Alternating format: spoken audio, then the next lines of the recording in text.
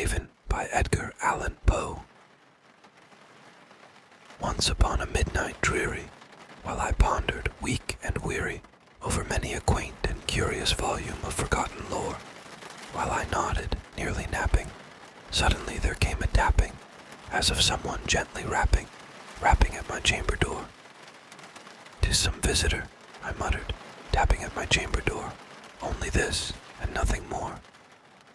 Ah, distinctly, I remember it was in the bleak December, and each separate dying ember wrought its ghost upon the floor. Eagerly I wished the morrow. Vainly I had sought to borrow from my book surcease of sorrow.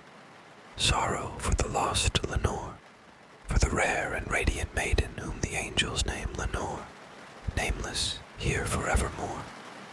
And the silken, sad, uncertain rustling of each purple curtain thrilled me, filled me with fantastic terrors never felt before, so that now, to still the beating of my heart, I stood repeating, "'Tis some visitor entreating entrance at my chamber door, some late visitor entreating entrance at my chamber door. This it is, and nothing more." Presently my soul grew stronger, hesitating then no longer. "Sir," said I, "or madam, truly your forgiveness I implore. But the fact is, I was napping, and so gently you came rapping, and so faintly you came tapping at my chamber door, that I scarce was sure I heard you. Here I opened wide the door. Darkness there, and nothing more. Deep into that darkness peering, long I stood there wondering, fearing, doubting, dreaming. Dreams no mortals ever dared to dream before. But the silence was unbroken, and the stillness gave no token, and the only word there spoken was the whispered word, 'Lenore.' This I whispered, and an echo murmured back the word, 'Lenore.' Merely this, and nothing more. Back into the chamber turning, all my soul within me burning, soon again I heard a tapping somewhat louder than before. 'Surely,' said I, 'surely that is something at my window lattice. Let me see then what thereat is, and this mystery explore. Let my heart be still a moment, and this mystery explore. 'Tis the wind, and nothing more.' Open here I flung the shutter, when, with many a flirt and flutter, in there stepped a stately raven of the saintly days of yore. Not the least obeisance made he, not a minute stopped or stayed he, but with mien of lord or lady perched above my chamber door, perched upon a bust of Pallas just above my chamber door, perched and sat, and nothing more. Then this ebony bird beguiling my sad fancy into smiling, by the grave and stern decorum of the countenance it wore. "Though thy crest be shorn and shaven, thou," I said, "art sure no craven, ghastly, grim, and ancient raven wandering from the nightly shore. Tell me what thy lordly name is on the night's Plutonian shore." Quoth the raven, "Nevermore." Much I marveled this ungainly fowl to hear discourse so plainly, though its answer little meaning, little relevancy bore. For we cannot help agreeing that no living human being ever yet was blessed with seeing bird above his chamber door, bird or beast upon the sculptured bust above his chamber door, with such name as Nevermore.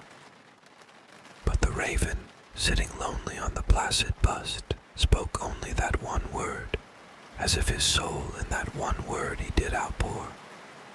Nothing further then he uttered, not a feather then he fluttered, till I scarcely more than muttered, "Other friends have flown before.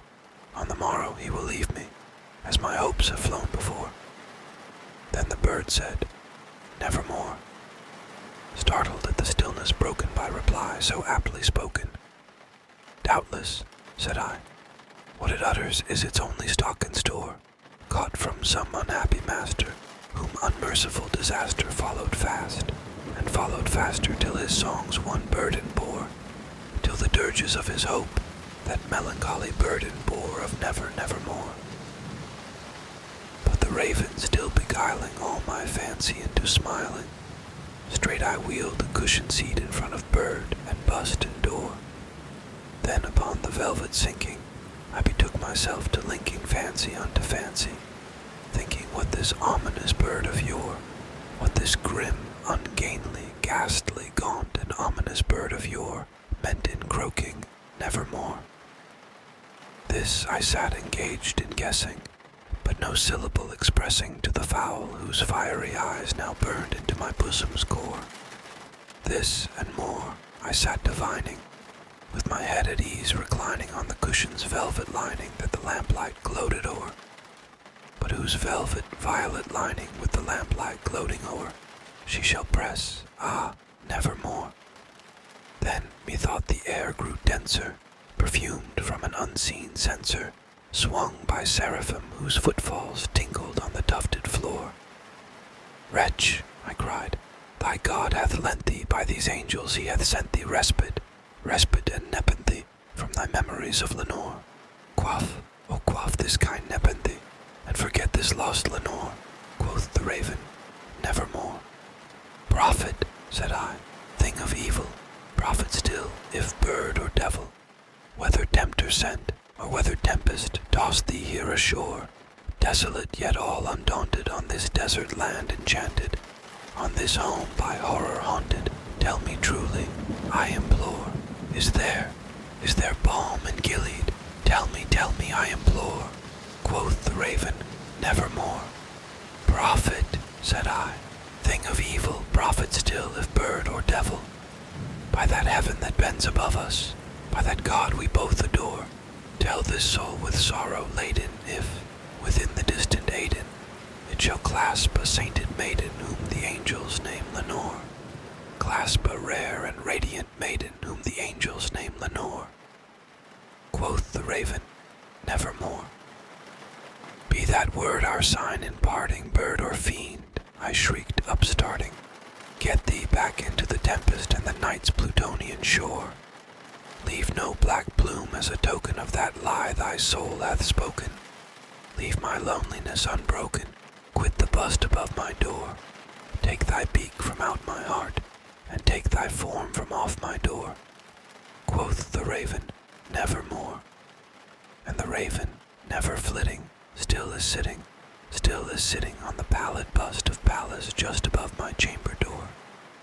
And his eyes have all the seeming of a demon's that is dreaming, and the lamplight o'er him streaming throws his shadow on the floor, and my soul from out that shadow that lies floating on the floor shall be lifted nevermore.